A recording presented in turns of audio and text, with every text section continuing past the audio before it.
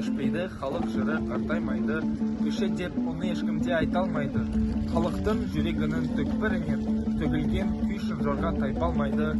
Алтындай ел ішінде сақталынған сұлу жыр судан тұнық шайқалмайды. Еске алсам ертегіде ертеңі өткен, талай жан жүрегінің жырын төккен.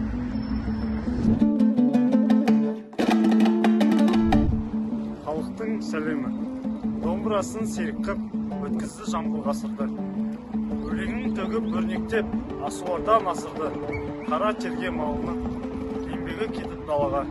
Тойса тойып тамағы, тоймағанда аш жүрді.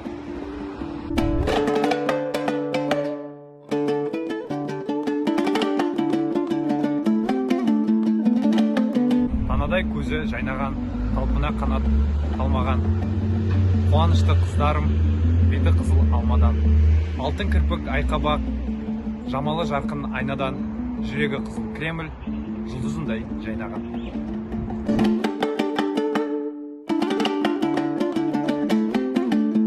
Жамбыл Жабаев, Алатау. Тізілген таулары бар жетісудың, ішінде орман, тоғай біткен нүдің, дариядай тулап, аққан сол таулардан. Көресің, тамашасын аққан судың. Ар жағы енреген ел Қытай жері, бер жағы ен жайлаған қазақ елі. Басында бақыт жырлап Жамбыл отыр, желбіреп қызыл жалау, шығыс белі.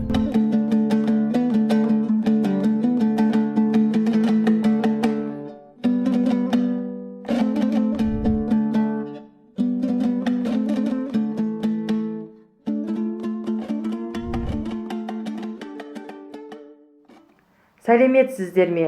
Тұран университетінің журналистика және аудармасы кафедрасына қарасты қазақ тілі бөлімінің оқытушы профессорлар құрамы Жамбыл Жабаевтың «Дала қоңырауы» атты челленджін ұйымдастырып отыр. Осыған орай Тұран университетінің «Жыр алыбы Жамбылдың Дала қоңырауы» челленджін ақпараттық жүйе мамандығының 1-ші курс орыс бөлімінің студенттері былтырғы Абай Батыл 21 ғасыр байқауының жеңімпаз командасы UIB университетінің студенттеріне және тілдерді дамыту орталығының доценті Низамова Махинур Нұрмұхамедовнаға жолдаймыз.